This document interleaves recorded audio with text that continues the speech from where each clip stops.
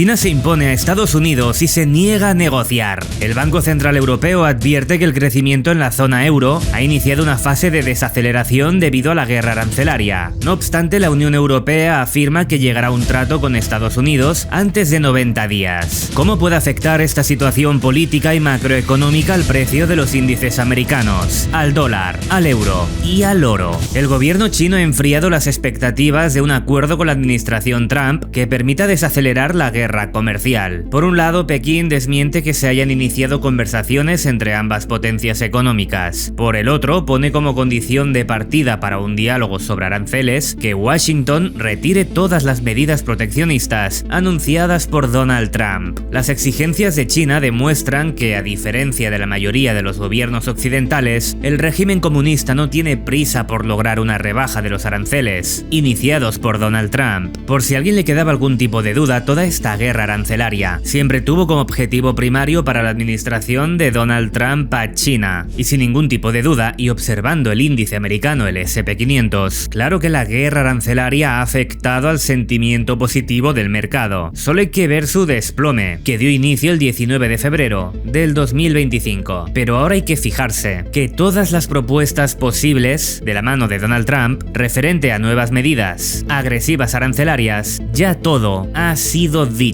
Ya no se puede hacer más daño. De hecho, queda evidente que Donald Trump ha recogido cable. Básicamente no le quedaba otra. ¿Eso qué nos lleva a pensar? Nos lleva a pensar que todo el daño bajista de los índices americanos, que ha sido ciertamente agresivo, ha podido ya haber llegado al suelo técnico de su cotización. Solo hay que ver cómo el precio del S&P 500 se ha revalorizado después del 9 de abril y que desde entonces, por supuesto, hemos tenido noticias negativas, como por ejemplo que Donald Trump quiere despedir a Jerome Powell y luego se puede ver en todo YouTube, en prensa escrita, que ese acontecimiento está provocando la caída de los índices americanos, la caída del dólar, lo cual sinceramente es absurdo, no por el hecho especulativo de futuro de qué podría pasar a los índices y al dólar si eso pasara, sino por el hecho de asociar un comunicado de Donald Trump que quiere echar a Jerome Powell a la caída microscópica de los índices en ese entonces, ya que más miedo al mercado del que ya hemos tenido, a no ser que venga una recesión económica que por supuesto desde Informe Bolsa descartamos ya desde el inicio de la guerra arancelaria, va a ser muy complicado de ver. Por lo que la noticia negativa de Jerome Powell, que si Donald Trump lo quiere echar, que si ahora vemos una noticia del presidente de China diciendo que no quiere negociar con Estados Unidos, cuidado, qué oscuro todo, nos vamos a una recesión. Todo este alarmismo, fíjate qué impacto está teniendo ahora en la cotización de los índices americanos. Y entonces, reflexiona al respecto. Y fíjate cómo todo este positivismo del mercado americano viene acompañado también por un positivismo en las negociaciones a largo plazo, en este caso por parte de Europa. Pues el ministro de Economía, Comercio y Empresa de España, Carlos Cuerpo, tras reunirse en Washington con el representante de comercio de Estados Unidos, Jameson Greer, aseguró que Estados Unidos tiene voluntad de llegar a un acuerdo sobre los aranceles con la Unión Europea y que es posible hacerlo en este marco de 90 días de tregua que dio Donald Trump. Carlos Cuerpo también pidió dar tiempo a las negociaciones para que ambas partes puedan poner sus visiones sobre la mesa y limar diferencias para llegar a un acuerdo. Yo creo que a estas alturas de la película ya a nadie le queda ningún tipo de duda que desde el inicio siempre ha habido intención de negociación por parte de todos los países del mundo, incluyendo la Unión Europea, evidentemente quitando a China de la ecuación. Pero esa intención de negociar siempre ha estado, ya especulábamos con ella desde el principio, la cual cosa acabaría en el medio largo plazo destensando toda esa tensión que los inversores tachaban de catastrofista y que aseguraban que una nueva gran recesión similar a la del 29, esto no lo olvides, recuerda que se decía esto en prensa escrita, en canales de YouTube, se decía que lo que iba a venir era algo peor al crack del 29, mira si había miedo en el mercado, pero como te decía, está claro que Europa va a negociar con Estados Unidos, se va a llegar a un acuerdo y la vida va a continuar, la cual cosa es muy buena señal para la renta variable. Solo hay que ver cómo están rebotando acciones como Apple, acciones como Nvidia que está empezando a desacelerar, por no hablar de las reacciones de Microsoft, Amazon y fíjate en Google. Y para ver todo esto más claro, fíjate en el S&P 500, en el Nasdaq. Nasdaq y en el Dow Jones. Estamos viendo unos primeros síntomas indispensables para pensar que podemos ser positivos por todo el contexto macro en el que Donald Trump tiene su juguete roto, ya no puede meter más presión con los aranceles, ya que el mercado de bonos estadounidense no se lo permite. Y no olvidemos que la Fed